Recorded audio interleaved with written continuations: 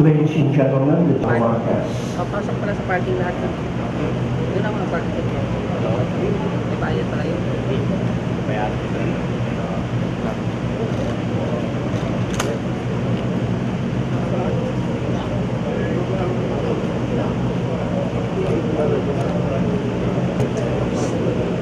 Please visit the forward.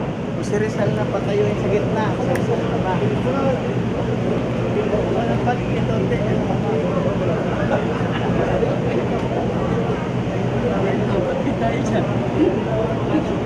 Ako ka pala eh.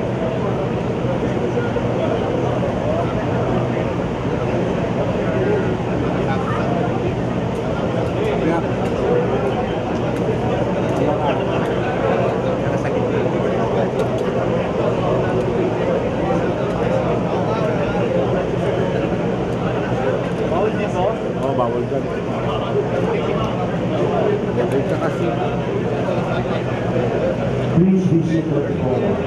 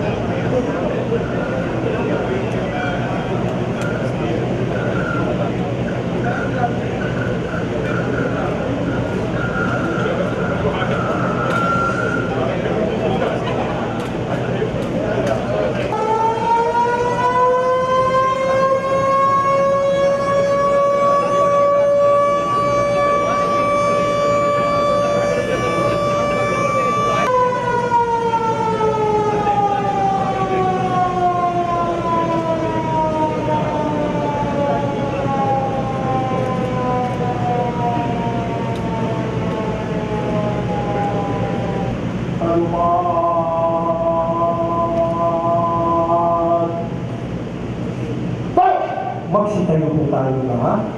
Mga kababayan, ang pambansang awit ng Republika ng Pilipinas. Ugay kamay!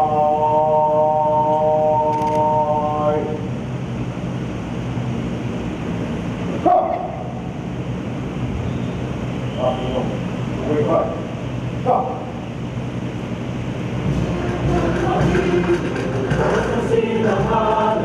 Alam ang puso sa ating buhay, lupang hinihan, ngunit ka nang mag-ibig sa manlulupi. Di ka pasisigit sa dagat at bundok, sa simoy at sa langit mong mabaw. Magilagang tula at awit sa paglayang minamahal. Mag-isat ng matawag mo'y tagumpay na naglilingin. Ang bituin at araw niya kailan ay makilig. Lupa ng araw ng walhating pagsinta, ko ay langit sa piling mo.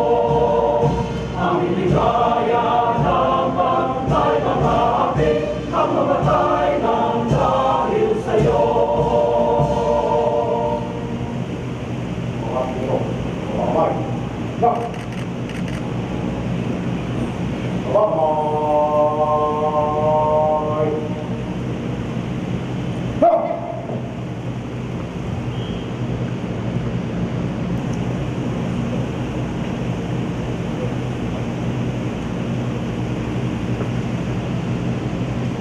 Invocation by Police Superintendent Edra M. Moxil of the PNP Chaplain Service.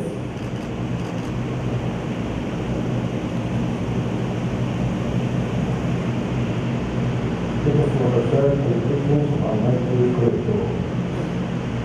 Almighty God, the most merciful creator of heaven and earth, we beseech you to do our job well, application to make our accomplishment. We rejoice in you as we gather today in this celebration ceremony to acknowledge the deed of mission and will be prohibited and corporated, and more ascending to the purity and direction of the Philippine University. These activities make our organization become more credible and more trusted by the public. This is our CPNP, for its Director General Ricardo C. Marcos, meeting with us so we can discern and educate what is the base for the PNP organization. Let us always for us not to disgrace our uniform, but bring pride to the past and winner. For this, for the glory and honor, Amen. Sa panunumpa ng katapatan sa watawat ng Pilipinas and Police Officers Pledge, we began the Police Senior Superintendent Remigio Tagra from the Intelligence Group.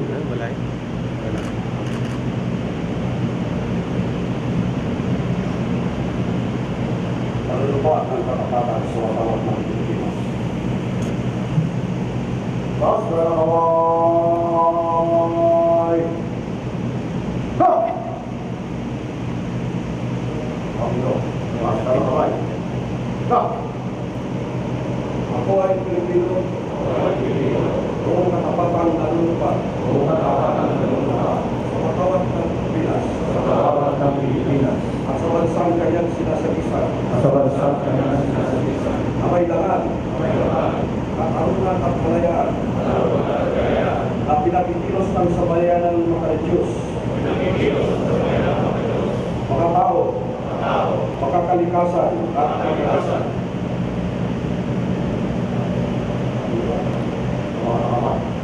Stop. Kapag ang kamay. Stop. Nasabi niya na kaya Police officers pledge. Please repeat after me. I will love and serve God. My country and people. I will uphold the Constitution. And obey legal orders of the duly constituted authorities. I will oblige myself to maintain a high standard of morality and professionalism. I will respect the customs and traditions of the police service.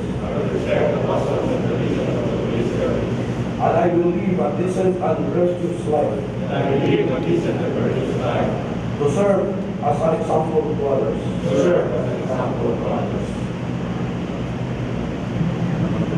Please be seated.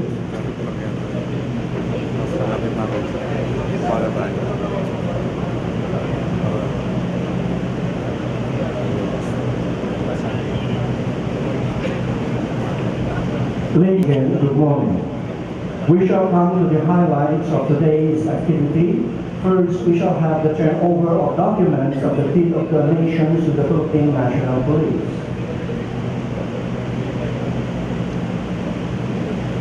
We request the following please proceed at the ceremonial table. Dr. David D. Solante, Ambassador of Health, World Medical Relief Incorporated. Police Director Mario Avellino, President PSNDFI. Lieutenant General Virgilio Domingo, DFP, President CEO of SLADA.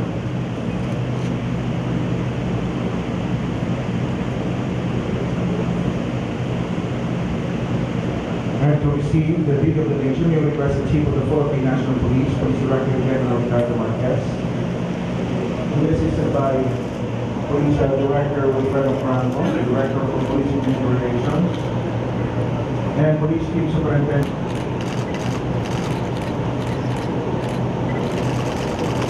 Dr. David Solante is the first Ambassador of Health of the World Medical Relief Incorporated. His ambassadorship covers the rest of Asia Pacific from Philippines to Thailand and Vietnam. WMRI, established in 1953, is a private, non-profit organization operating exclusively for charitable purposes, helping the poor, sick, and elderly on a local mass price amounting to more than $1,000 of equipment and supplies. Fair container ban amounting to $417,000 for a total of 56 or 1,259,000 blood chemistry analyzers worth $75,000. For the information of everyone, Public Safety Mutual Benefit Fund Incorporated donated 3,385,000 pesos for the conveyance of the 2 container vans, while Upslide also donated 1,500,000 for the conveyance of 1 van. We'll now be presenting certificates of appreciation. First, to the World Medical Relief Incorporated from the National Headquarters PNP for the valuable service rendered to the Philippine National Police with the donation of medical equipment and supplies in support of the PNP Patrol Plan 2030. Signed, Ricardo Marquez, Police Director General, Chief Philippine National Police, to be received by Dr. David Lee Sarate, the Ambassador of the World Medical Relief Incorporated.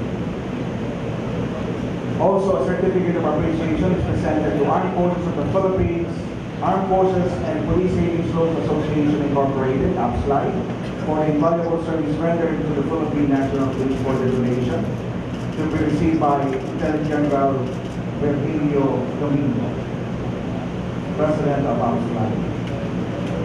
Also, a certificate of appreciation is presented to Public Safety Mutual Benefit Fund Incorporated, to be received by Police Director Mario Apelido for the valuable service rendered to the Philippine National Police as one of the sponsors in the conveyance of the mentioned medical equipment.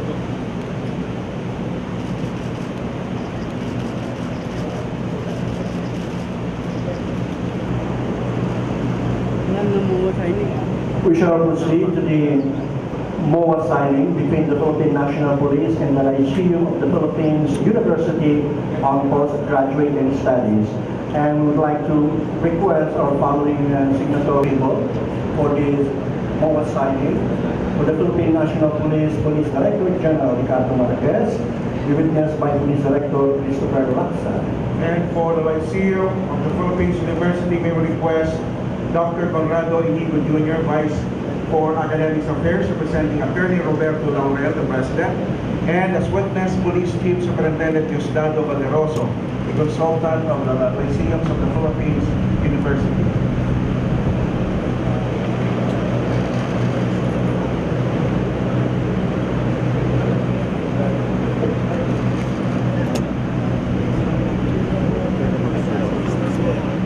In support to the development of PNP officers' competence and excellence, the Philippine National Police enters into a memorandum of agreement with the Lyceum of the Philippines University, LPU, as to its offer of 30% discount in tuition fee in the graduate study program for uniformed and non-uniformed PNP personnel. The Lyceum of the Philippines University is an educational institution and center of academic excellence, responsive to the aspirations of both local and global communities through its Claro M. Recto Academy of Advanced Studies, CMR AAS. LPU desires to expand its services intended to cater the needs of professionals working in government institutions. The PNP and LPU, in their pursuit to achieve the above purposes, have agreed, as they hereby agree today, to jointly plan, implement, and collaborate in offering excellent education to PNP personnel.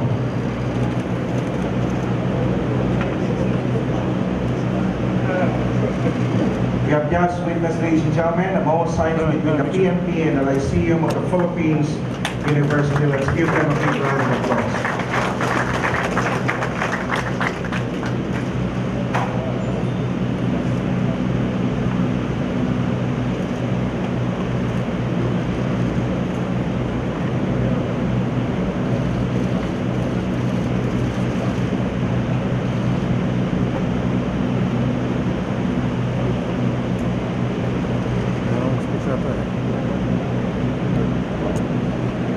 Thank you very much again, ladies and gentlemen. Let's give them another big round of applause. Magsitayo po tayong lahat at ating pong awitin ang PNP Lingkod ng Bayan. Anong speech?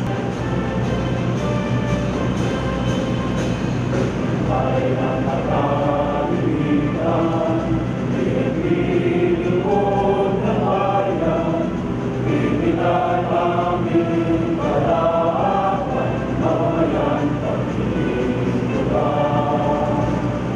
Bayan at mamamayan, PNP ang inyong sandigan, integridad, disiplina at kasanayan, gabay sa tungkuling alay.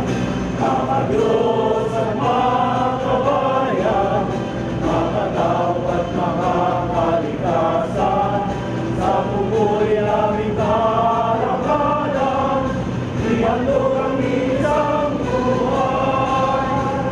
Atas ay ipagbuhay, pantay-pantay basa lahat. Walang mayaman o mahirap, ang lulod sa bayan ay lahat.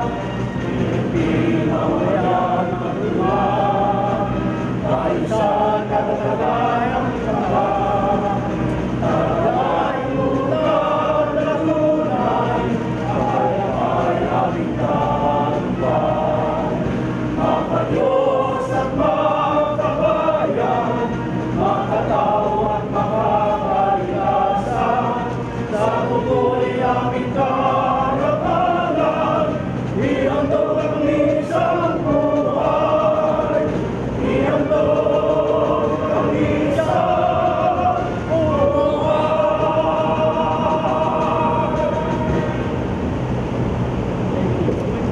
Please be seated.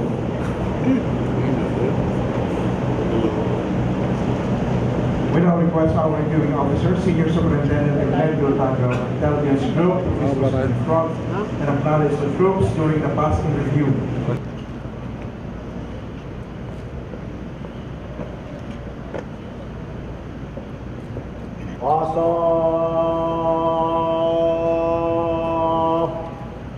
Proceed.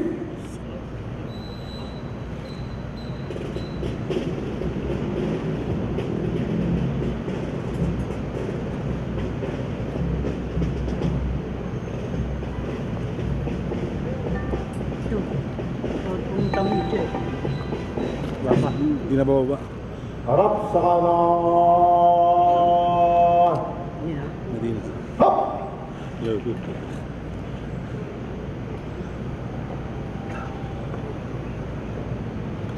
Mga tanupad. Unang tanupad. Pasulong.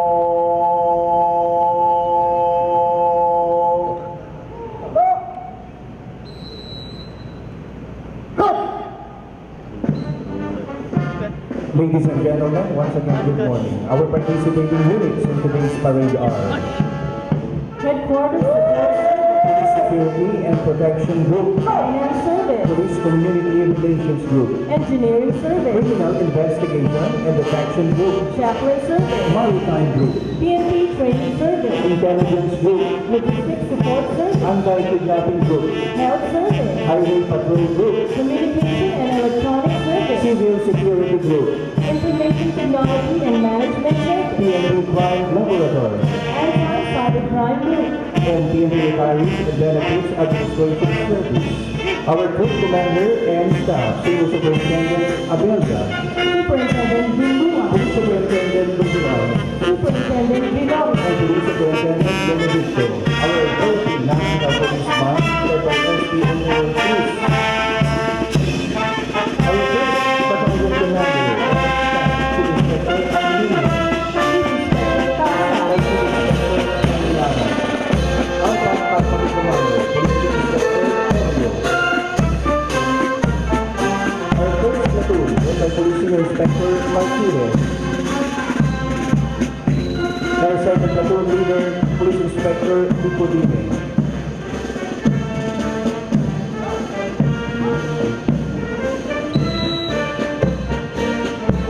Our Bravo Company Commander, Police Chief Inspector Manalo. Our first platoon leader, Police Inspector Tayong Dok. And our second platoon leader, Police Senior Inspector Espina.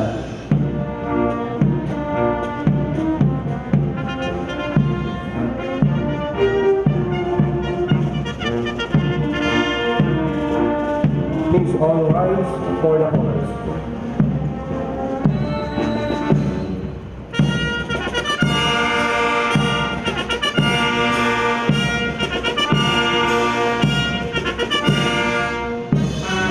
Thank you, and please be seated. Our second battalion commander and staff, Chief Inspector Payan, Chief Inspector Batillo, Chief Inspector Go, Chief Inspector Luco, our Police Chief Inspector Gary, our County Company Commander, Chief Inspector Santa Cruz, our first platoon, led by Police Chief Inspector Daha, our second platoon leader, Police Chief Inspector Commander, Police Chief Inspector Guerrero, our first platoon leader, Police Chief Inspector Toro, and our second platoon leader, Police Chief Inspector Balzote.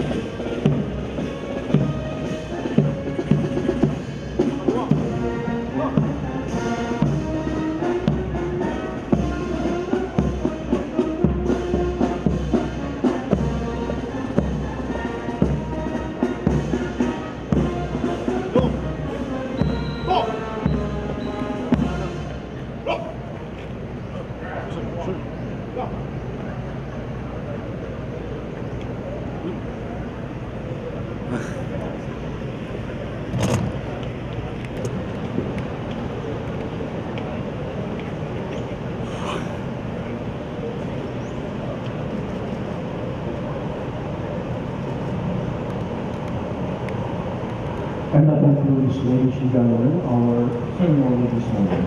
Again, good morning to everyone.